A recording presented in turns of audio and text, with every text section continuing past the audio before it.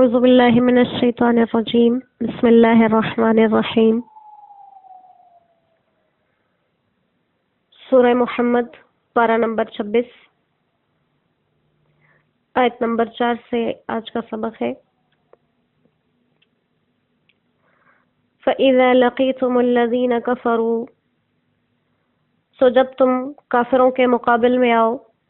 فَضَرْبَ الرِّقَابِ، تو ان کی گردنیں مارو، حَتَّى إِذَا أَثْخَنْتُمُوهُمْ، یہاں تک کہ جب تم خوب قتل کر چکو ان کو، فَشُدُّوا الْوَثَاقَ، تو مضبوط باندھ لو قید، فَإِمَّا مَنًّا بَعْدُ، پھر یا اس کے بعد احسان کرو، وَإِمَّا فِدَاءً، اور یا فدیہ لے کر چھوڑ دو، حَتَّى تَضَعَ الْحَرْبُ أَوْزَارَهَا، یہاں تک کہ لڑائی اپنے ہتھیار رکھ دے۔ ذالک، یہ تو سن چکے، وَلَوْ يَشَاءُ اللَّهُ، اور اگر اللہ چاہے، لَانْتَصَرَ مِنْهُمْ، تو خود ان سے بدلہ لے لے، وَلَكِنْ لِيَبْلُوَ بَعْضَكُمْ بِبَعْضٍ، لیکن اللہ آزمائش کرنا چاہتے ہیں تم میں سے ایک دوسرے کو۔ وَالَّذِينَ قُوتِلُوا، وہ لوگ جو مارے گئے، فی سبیل اللہ، اللہ کے راستے میں،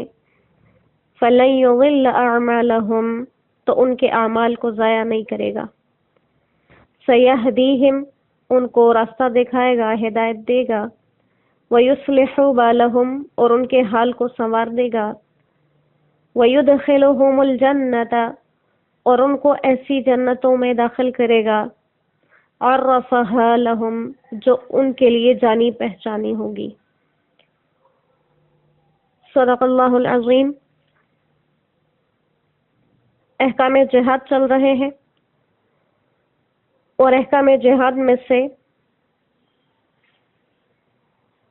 جو پہلی نصیحت کی گئی وہ یہ ہے کہ جب جہاد کے ذریعے سے کفار کی شان اور شوکت اور قوت ٹوٹ جائے تو اب ان کو قتل کرنے کے بجائے قید کر لیا جائے۔ پھر ان جنگی قیدیوں کے متعلق مسلمانوں کو یہاں پر دو اختیار دیے گئے، ایک یہ کہ ان پر احسان کیا جائے، یعنی بغیر فدیے کے چھوڑ دیا جائے، اور دوسرا یہ کہ ان سے کوئی فدیہ وغیرہ لے کر چھوڑ دیا جائے۔ اب فدیے کی یہ بھی صورت ہو سکتی ہے کہ اگر کچھ مسلمان ان کے پاس قید میں ہوں تو قیدیوں کا تبادلہ کر لیا جائے، اور مال لے کر بھی فدیہ لیا جا سکتا ہے۔ اب بظاہر یہاں پر ایک اختلاف نظر آتا ہے۔ غزوہ بدر میں جب قیدیوں کو فدیہ لے کر چھوڑنے کی بات ہوئی تھی تو اس پر اللہ سبحانہ و تعالیٰ کی طرف سے ناراضگی کا حکم آیا تھا، اور آپ صلی اللہ علیہ وسلم نے بھی ارشاد فرمایا اس کے بعد کہ ہمارے اس عمل پر اللہ کا عذاب اتنے قریب آ گیا تھا کہ اگر یہ عذاب آتا تو سوائے عمر ابن خطاب اور سعد ابن معاذ کے اس سے کوئی نہ بچتا، کیونکہ انہوں نے ہی فدیہ لے کر چھوڑنے سے اختلاف کیا تھا۔ تو یہاں پر خود ہی فدیہ اور یہاں تک کہ بغیر فدیہ کے بھی چھوڑنے کی بات کی جا رہی ہے، جبکہ سورہ انفال میں یہ واقعہ جب ذکر کیا گیا ہے تو بدر کے موقع پر اس چیز کے اوپر اللہ کا عتاب آیا تھا۔ تو اس کے اندر بعض مفسرین، جن میں سے صحابہ کرام رضوان اللہ علیہم اجمعین بھی شامل ہیں اور فقہا بھی شامل ہیں، وہ کہتے ہیں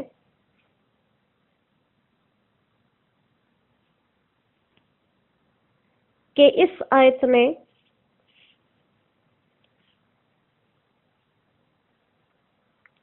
سورہ انفال کے حکم کو منسوخ کر دیا ہے۔ وہاں پر ممانعت ہے کہ کوئی بھی جنگی قیدی آزاد نہیں کیا جا سکتا، فدیہ لے کر یا فدیہ کے بغیر، دونوں صورتوں میں۔ اور یہاں پر جو حکم آیا ہے یہ بعد کا حکم ہے، اور یہ حکم چلے گا۔ اور بعض حضرات فرماتے ہیں، جن میں سے حضرت عبداللہ ابن عباس رضی اللہ تعالیٰ عنہ بھی ہیں، کہ غزوہ بدر کے موقع پر مسلمانوں کی تعداد کم تھی، اس لیے اس وقت فدیہ یا بغیر فدیہ چھوڑنے کی ممانعت آئی تھی، اور بعد میں مسلمانوں کی شان و شوکت تعداد بڑھ گئی تو وہ والا حکم تو اپنی جگہ پر ہے ہی، لیکن اس کام کی اجازت دے دی گئی کہ اگر کوئی فدیہ لے کر یا بغیر فدیہ کے چھوڑنا چاہے تو اس کی اجازت ہے، کیونکہ اس قول کے بارے میں خود آپ صلی اللہ علیہ وسلم اور خلفائے راشدین نے عمل فرمایا ہے کہ آپ نے بہت سے قیدیوں کو چھوڑ بھی دیا تھا بغیر فدیہ کے، اور وجہ اس کی یہ ہے کہ سورہ انفال کی آیات غزوہ بدر کے وقت نازل ہوئی جو ہجرت کے دوسرے سال آیا، اور یہ جو واقعہ ہے یہ صلح حدیبیہ کے بعد کا ہے، لہٰذا یہ آیات بعد میں ہے۔ حضرت انس رضی اللہ تعالیٰ عنہ سے اس بارے میں ایک روایت منقول ہے کہ اہل مکہ میں سے 80 آدمی اچانک جبل تنعیم یعنی تنعیم کی پہاڑی سے نیچے اترے اور آپ صلی اللہ علیہ وسلم کو نعوذ باللہ قتل کرنے کا ارادہ چاہتے تھے۔ آپ نے ان کو زندہ گرفتار کیا اور پھر بلا معاوضہ آزاد کر دیا، اور اسی پر سورہ فتح کی آیت مبارکہ جو ہم الحمدللہ پڑھ چکے ہیں، وَهُوَ الَّذِي كَفَّ أَيْدِيَهُمْ عَنْكُمْ وَأَيْدِيَكُمْ عَنْهُمْ بِبَطْنِ مَكَّةَ آیت مبارکہ نازل ہوئی۔ تو جمہور صحابہ اور ائمہ کے نزدیک سورہ محمد کی آیات اپنی جگہ ہے، سورہ انفال کی آیات اپنی جگہ ہے، بس مسلمانوں کا جو وقت کا امیر ہوگا، سربراہ ہوگا، وہی حالات کو دیکھے گا، اور ان چاروں میں سے جو بھی حالات بہترین لگیں کہ جنگی قیدیوں کو قتل کیا جائے یا غلام بنایا جائے یا فدیہ لے کر چھوڑا جائے یا بغیر فدیہ کے، تو جو بھی صورت ان کو مناسب لگے گی ان چاروں کاموں میں سے اختیار ہے، وہ چاروں میں سے کوئی بھی صورتحال اختیار کر لی جائے گی۔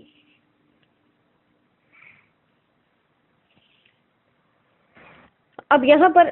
کوئی یہ بھی سوال کر سکتا ہے کہ اسلام جو اصل میں انسانیتی حقوق کا سب سے بڑا محافظ ہے، اس میں غلام بنانے کی اجازت کیوں دی گئی؟ کیونکہ جیسے ہم ایک بات سنتے ہیں کہ فطرتاً ہر شخص آزاد ہی پیدا ہوتا ہے، پھر اسے کوئی غلام کیسے بنا لے؟ تو اصل میں یہ سوال وہی لوگ کر سکتے ہیں جن کو اسلام کی غلامی کے بارے میں کچھ پتہ نہیں ہے، کیونکہ اسلام نے جتنے حقوق غلاموں کو عطا کیے ہیں اور جو معاشرے میں ان کو مقام دیا ہے، وہ صرف نام کے غلام ہوتے ہیں، حالات کے اعتبار سے نہیں ہوتے۔ اس کے بارے میں ایک انگریز شخص ہے جو تہذیب و تمدن کے بارے میں کتابیں لکھتا، اس نے موسیو گستاؤ لیبان اپنی کتاب میں اس نے لکھا ہے کہ غلام کا لفظ جب کسی یورپ میں رہنے والے شخص کے سامنے بولا جائے جو 30 سال کے دوران لکھی ہوئی یورپی روایات کو پڑھنے کا عادی ہے، تو اس کے دل میں غلام کے نام پر ایسے مسکینوں کا تصور آتا ہے جو زنجیروں میں جکڑے ہوں، گلوں میں توق پڑے ہوں، انہیں کوڑے مار مار کر ہنکایا جاتا ہو، ان کی غذا ان کی زندگی کے لیے بھی کافی نہ ہو، اور رہنے کے لیے انہیں تنگ و تاریک کوٹھڑیاں دی جاتی ہوں۔ لیکن وہ کہتے ہیں کہ یہ بات بالکل یقینی ہے کہ اسلام نے جو غلامی کا تصور دیا ہے وہ نصارہ کی غلامی کے تصور سے بالکل مختلف ہے، اور اگر دیکھا جائے تو غلام بنانے میں بہت سی مصلحتیں ہیں، کیونکہ جب جنگ میں قیدی آ گئے، اب 4 صورتیں ہیں، یا تو قتل کیا جائے یا آزاد چھوڑ دیا جائے۔ اب قتل سے فساد زیادہ ہوتے ہیں، کیونکہ ہو سکتا ہے جو شخص قیدی بنا ہے وہ بہت باصلاحیت ہو، تو اس کی صلاحیت کو ختم کر دیا جائے گا۔ اگر اس باصلاحیت شخص کو ہو سکتا ہے آزاد چھوڑ دیا جائے، تو وہ اپنے ملک میں جا کر مسلمانوں کے خلاف زیادہ سرگرم ہو جائے۔ اور یا تو اس کو قیدی بنا لیا جائے تو یہ زیادہ بہتر ہوگا، کیونکہ ایک تو اس کی صلاحیتیں بروئے کار لائی جا سکیں گی، ان کی صلاحیتوں سے کام لیا جا سکے گا، اور دوسرا یہ ہے کہ اس کو سہولیات اور جو ہے تمام بہتریاں بھی حاصل ہو جائیں گی۔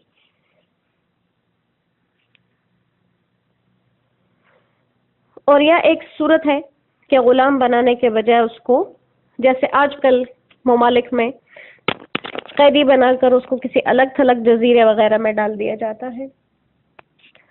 تو سب سے بہترین صورت پھر غلامی کی ہی ہے کہ وہ انسان آزاد ہوا میں سانس بھی لے سکے، اپنے کام بھی کر سکے، اپنی صلاحیتیں بھی دکھا سکے اور ایک بہترین زندگی بھی گزارے، کیونکہ غلاموں کے بارے میں آپ صلی اللہ علیہ وسلم نے بیان کیا تھا کہ تمہارے غلام تمہارے بھائی ہیں جنہیں اللہ نے تمہارے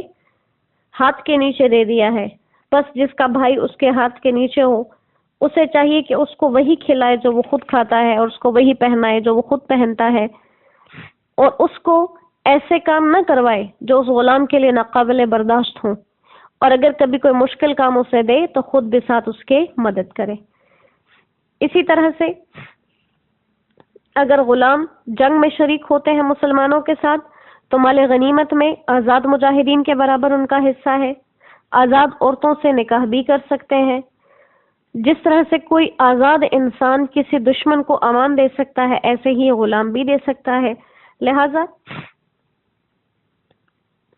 وہ غلامی جو دنیا کے نظر میں ہے اسلام اس غلامی کا قائل نہیں ہے، یہ سراسر ایک انسانی حقوق کو قائم رکھنے کی بات ہے، یہاں تک کہ حضرت علی رضی اللہ تعالیٰ عنہ ارشاد فرماتے ہیں، سرکار دو عالم صلی اللہ علیہ وسلم دنیا سے رخصت ہوتے ہوئے جو الفاظ ارشاد فرما رہے تھے وہ یہ تھے، الصلاۃ الصلاۃ، یعنی نماز، نماز کا خیال رکھو،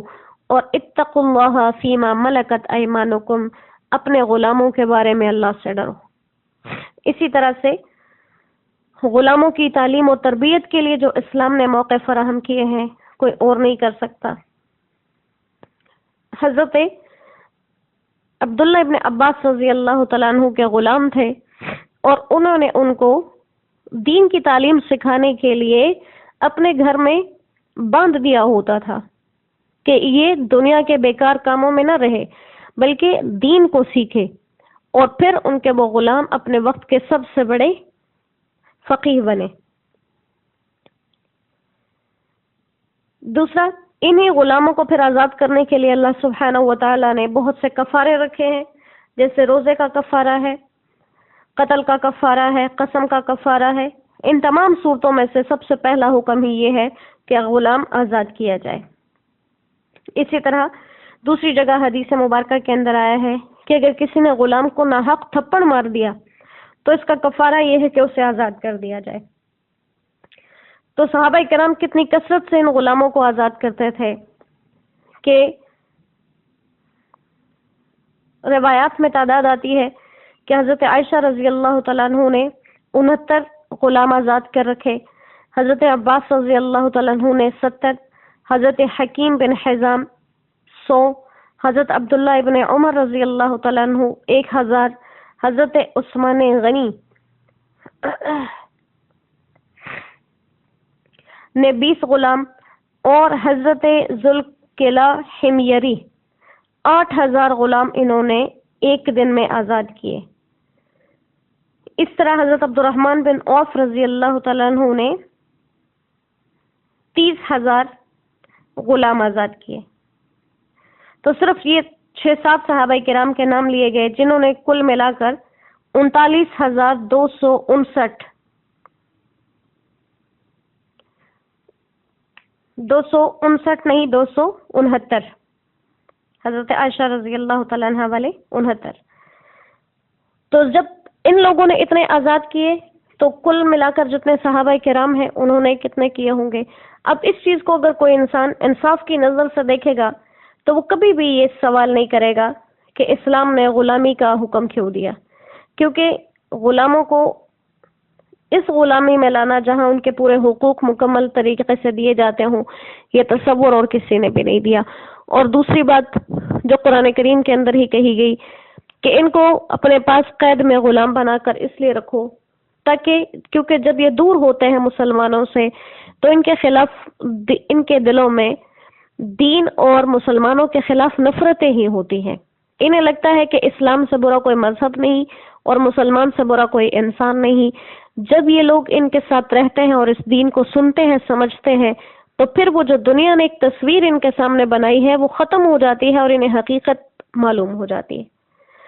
پھر اللہ فرماتے ہیں کہ اگر اللہ چاہتے تو یہ جہاد تم سے نہ کرواتے، خود ہی اللہ ان سے بدلہ لے لیتے، خود ان کو ہلاکت میں مبتلا کر دیتے. لیکن اللہ تعالیٰ نے اس لیے جہاد کو رکھا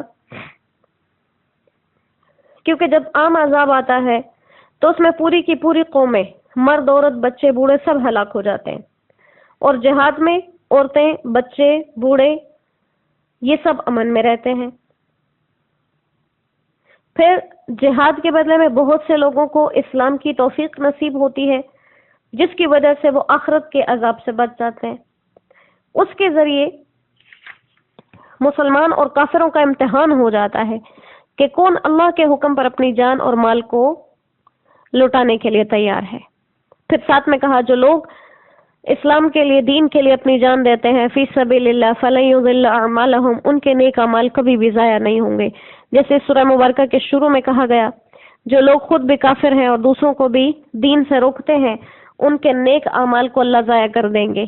تو یہاں پر کہا کہ جو لوگ اللہ کے راستے میں مارے جاتے ہیں ان کے نیک اعمال کبھی بھی ضائع نہیں ہوں گے. اور سیہدیہم، اللہ ان کو ہدایت کرے گا اور ان کے حالات دنیا اور آخرت کے سنور جائیں گے. دنیا میں شہادت کا درجہ ملے گا اور اگر شہید نہ بھی ہوئے تو جہاد میں جانے کی وجہ سے ثواب کا مستحق بنا، اور آخرت میں وہ قبر کے عذاب سے، محشر کی پریشانی سے نجات پا گیا. اور بعض احادیث مبارکہ کے اندر بیان کیا جاتا ہے کہ شہید کو 6 انعامات حاصل ہوتے ہیں.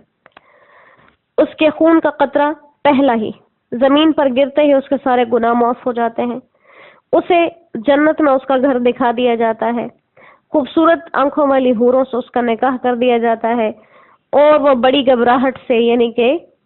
موت کی یا قیامت کی گھبراہٹ سے امن میں رہتا ہے. عذاب قبر سے بچا لیا جاتا ہے اور ایمان کے زیور سے اللہ اس کو آراستہ کر دیتے ہیں. اور ایک حدیث مبارکہ میں ہے کہ اس کے سر پر وقار کا تاج رکھا جاتا ہے جو موتیوں اور یاقوت کا بنا ہوا ہوتا ہے، اور ایک ایک یاقوت تمام دنیا اور اس کی تمام چیزوں سے بہت زیادہ مہنگا. اور اس کے خاندان کے 70 افراد کے بارے میں اس کی سفارش قبول کی جاتی ہے. اور بعض حدیث مبارکہ میں ہے سوائے قرض کے شہداء کے تمام گناہ بخش دیے جاتے ہیں. تو یہاں پر یہ ذکر کیا، اس کے بعد کہا کہ اس کے ساتھ ساتھ ان کو جنت میں داخل کیا جائے گا اور وہ جنت ان کے لیے جانی پہچانی ہوگی. جیسے آپ صلی اللہ علیہ وسلم نے حدیث مبارکہ کے اندر فرمایا کہ جیسے تم میں سے کوئی دنیا میں اپنے گھر کا راستہ جانتا ہے، اپنے گھر کے اندر کے حالات جانتا ہے، اپنے بیوی بچوں کو پہچانتا ہے، ایسے ہی وہ جب جنت میں جائے گا وہ جنت اس کو ایسی جانی پہچانی لگے گی گویا وہ پیدا ہی یہاں پر ہوا ہے. وہ اس کے اپنی جنت کے گھر کے ہر کونے سے، اپنی ہر بیوی سے، اپنے ہر غلام، اپنے ہر کنیز سے وہاں پر واقف رہے گا اور وہ تمام چیزیں اس کے لیے جانی پہچانی ہوں گی. اور حقیقتاً جو لوگ اللہ کے لیے صرف اپنی جان کو قربان کرتے ہیں وہ جان کتنی قیمتی بن جاتی ہے کہ کچھ لوگ دنیا کے لیے اپنی جان لگا دیں اور کچھ اللہ کے لیے لگا دیں تو وہ لوگ کتنے قیمتی ہوتے ہیں. یہی قیمت ان کے لیے سب سے عظیم ہے. اللہ کریم ہمیں ہماری زندگیاں، ہماری جانیں ایسے ہی قیمتی بنا کر عطا فرما دیں اور تا قیامت اللہ ہم سے اپنے دین کا کام لیتا رہے بجائے فضول اور بیکار مشغلوں کے. اللہ ہمیں اس بہترین کام کے ساتھ جوڑ کے رکھے. وما علینا الا البلاغ وآخر دعوانا ان الحمد للہ رب العالمین. السلام علیکم ورحمۃ اللہ وبرکاتہ.